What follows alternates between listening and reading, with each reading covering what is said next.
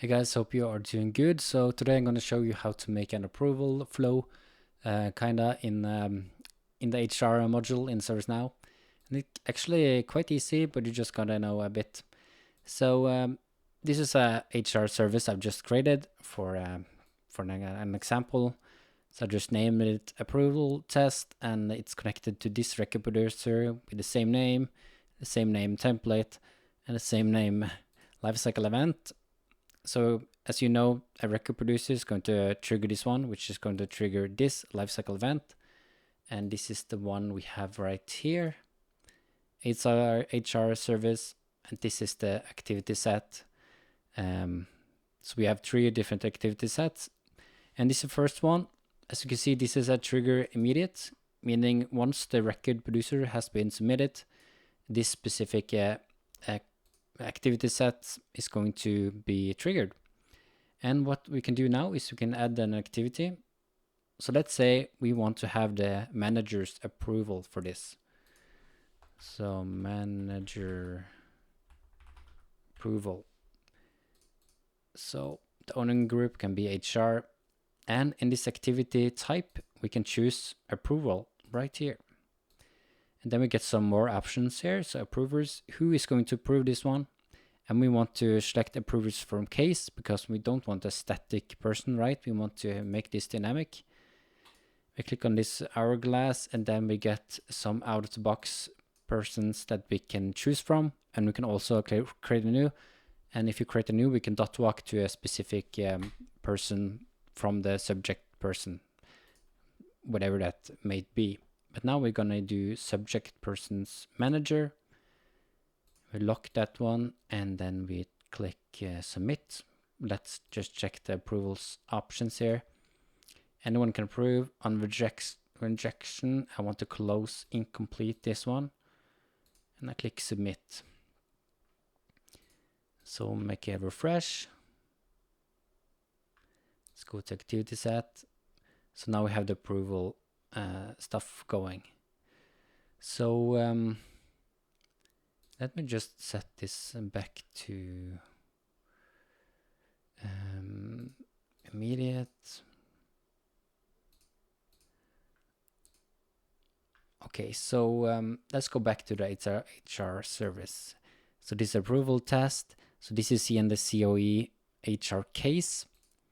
And let's take a look at the case just for an example. So this is a general inquiry one, and this is just a simple HR case, and you can see we don't have the approval field. At least it's not visible, but we actually do have it. So if I click here on using as utils, we can take a look at all the different fields, and I click or I search for approval, and here you can see we have the approval field right here, and it's not requested. That's why it's not showing or being displayed here. But once we use that specific logic of using an approval, this specific field is going to pop up on the form, and then it's going to be set to it needs to be approved or something, right? And so we can use that specific field to actually trigger the activity set 2. So let's go back here, and let's go into this activity set 2 for the trigger condition. And out of the box, this is set to immediate. But what we want to do is to click on condition. And now we want to go into that specific HR table that we are using. So we're not using any other ones, but we are using just the HR case in this example. And now we want to find that approval field. So when that is approved, we want to trigger this specific activity set.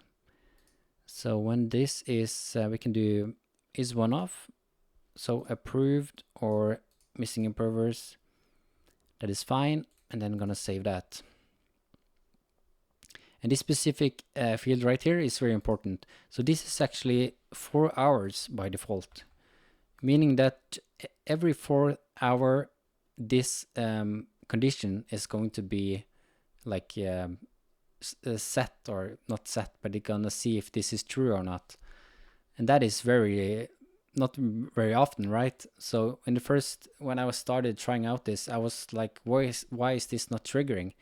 But that I saw like the next day it was triggered because this was set to 4 hour. So what you need to do, because this field is not here by default, so you need to bring it in by using form layout, for example.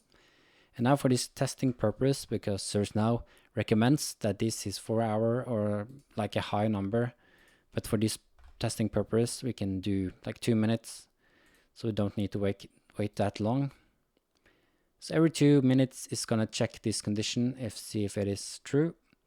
And when it is true, we're gonna trigger or create this specific HR task, which is nothing but just an example. So let me save that and let's try this out. So as you can see in the HR service, we have this approval test reproducer that I'm going to use. So this is, let's go to my portal and to HR. And this is the specific reproducer. It's super simple, only one variable. And I'm going to submit that. And now this HR case is going to be created. And it's assigned to my, as you can see, now the state go to waiting approval. Very nice. So let's just take a look at this one in the backend. And you can see David Liu, which is my manager. We can just take a look at that just to show you guys. So admin, you can see David Liu is my manager in my PDI. And he got now the request to approval this task. So let me go into backend and look at that case. And now we can see it's set to waiting approval. So this state and approval was not, we couldn't see this one right when I showed you guys this. And now you can see in activity set 2, this 0 has been created. So because this activity set has not been triggered yet. So scrolling down here, we can go to improvers and then we can see that David Liu needs to approve this. So let me just do that for him because we are admins. So now this is approved. And now this first HR task is going to be triggered once this 2 minutes has been passed, because as you know, it only checks for every 2 minutes because I set it up to do so.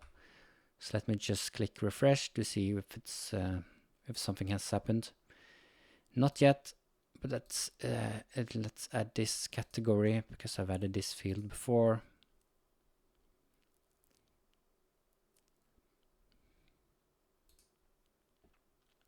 So a good idea to use when you are doing this specific trigger conditions is that you need to, these conditions are quite nice to use.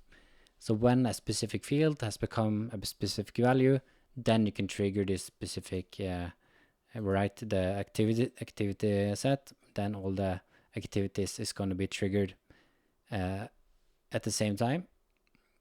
Then you can see, for example, in this activity set 3, when this is done and this is true, or all of these specific activity sets or activities has been is done or finished, same for this one, then this is going to trigger.